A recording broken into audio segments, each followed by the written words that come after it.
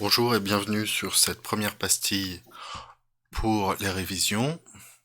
Donc, on voit aujourd'hui donc les mobilités. À quoi ça sert déjà?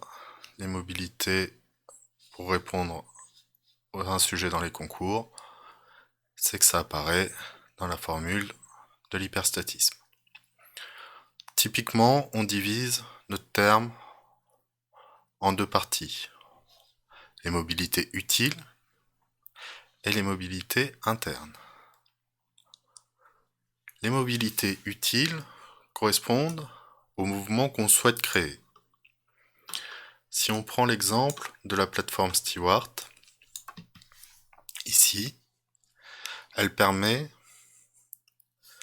un mouvement complet du plateau librement du socle, selon 6 degrés de liberté, 3 en rotation et 3 en translation. C'est pour ça que c'est un outil idéal pour faire des simulateurs.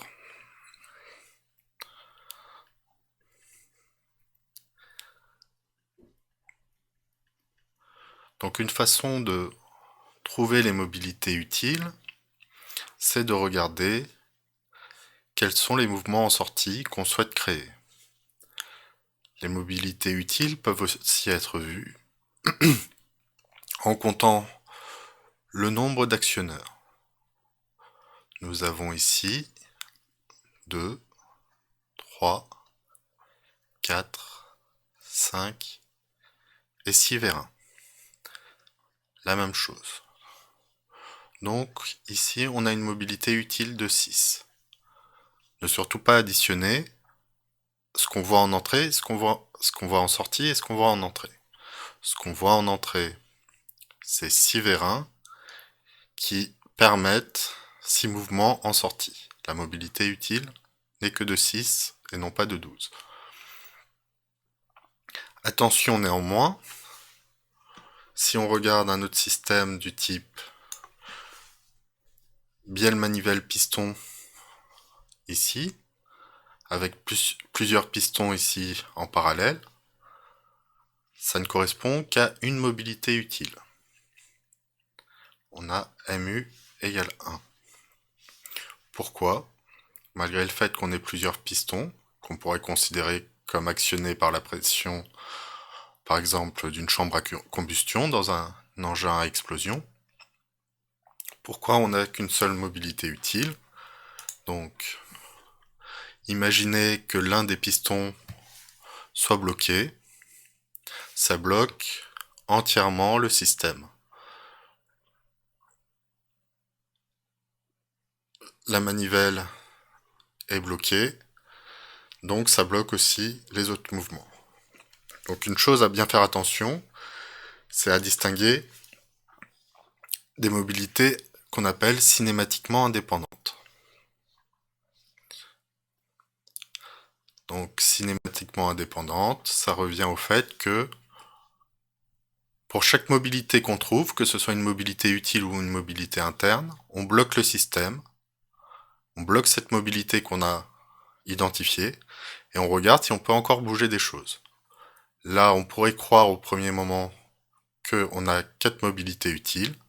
Ce n'est pas le cas, puisque si on en bloque une, on voit que les 3 autres sont bloquées, et donc que ça forme qu'une mobilité indépendante. Les autres mobilités dépendent de la première. Donc là, il y a une dépendance symétrique, bien sûr. Pour les mobilités internes. Les mobilités internes, je vais essayer d'illustrer ça avec 3 modèles différents d'un système bielle, donc manivelle, bielle, piston. Donc un système bielle-manivelle classique, mais avec 3 modélisations différentes. Là, si on regarde le système classique réalisé avec 3 pivots, une glissière. Donc on a le mouvement classique d'une bielle-manivelle. On regarde maintenant un système réalisé avec une pivot, deux pivots, une glissière, et là, une sphère cylindre. Donc, on a toujours notre mobilité utile, toujours la même. Quand on fait tourner la manivelle, on fait translater le piston en alternatif. Troisième modèle. Une pivot, une sphérique, et une pivot glissant en sortie. Donc là aussi, on a toujours le même mouvement. On fait tourner la manivelle et on observe le mouvement en aller-retour du piston. Donc, on réalise en termes de loi entrée-sortie toujours la même mobilité utile.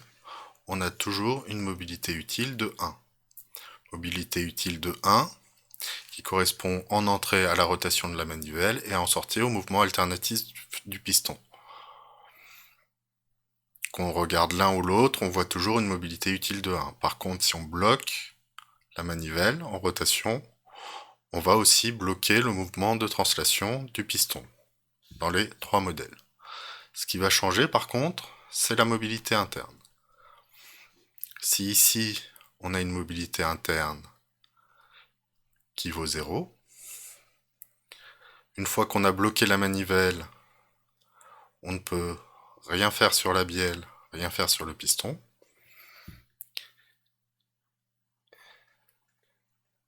Ici aussi, on a une mobilité interne. Si on bloque le mouvement de la manivelle, on bloque aussi la translation du piston. Si on observe un petit peu, si la translation du piston est bloquée, ce pivot est bloqué, et si la manivelle est bloquée, donc on est complètement bloqué, malgré le fait que cette liaison offre plus de degrés de liberté que la liaison qui la remplace. Donc on passe d'une pivot à une sphère cylindre, ce qui nous permet de passer, vous pouvez le vérifier, un système isostatique, mais ça ne nous a pas rajouté des mobilités internes. Un autre système isostatique, mais réalisé un petit peu différemment, cette fois-ci nous donne deux mobilités internes.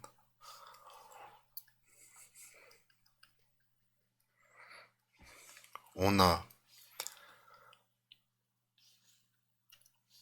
la rotation propre de la bielle sur son axe et la rotation propre du piston. Ce qu'on peut observer dans les simulations. Donc, ici, sur la première vidéo, nous avons la rotation propre du piston, et sur la deuxième, nous avons la rotation propre de la bielle, malgré que le système soit bloqué en termes de mouvement de la manivelle et du piston. Du piston en alternatif, en mouvement de translation. Donc, globalement, vous avez vu, en regardant soit l'entrée, soit la sortie, les mobilités utiles sont assez faciles à repérer. Les mobilités internes, ça peut être un peu plus compliqué. Les règles à vérifier pour essayer de ne pas laisser passer une mobilité interne.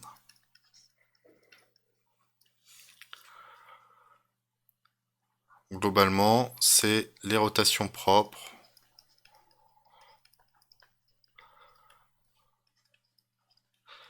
des pièces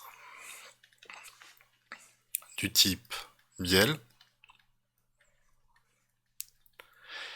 du type piston,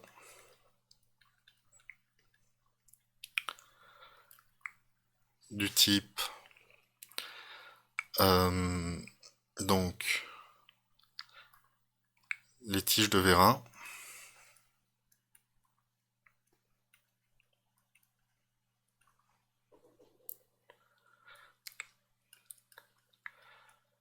et les corps de vérin.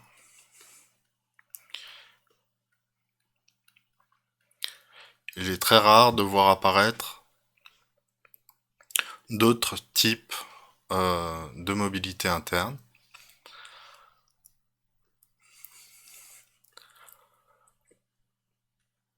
Quelque chose qui doit vous mettre la puce à l'oreille sur le fait que vous avez oublié des mobilités internes. On ne peut pas rencontrer, pour quelque chose de cohérent, on ne peut pas rencontrer de système avec H négatif. Si vous êtes sûr de votre reconnaissance du nombre cyclomatique et du nombre d'inconnus, faites attention à vos mobilités internes si vous rencontrez après vos calculs H négatif.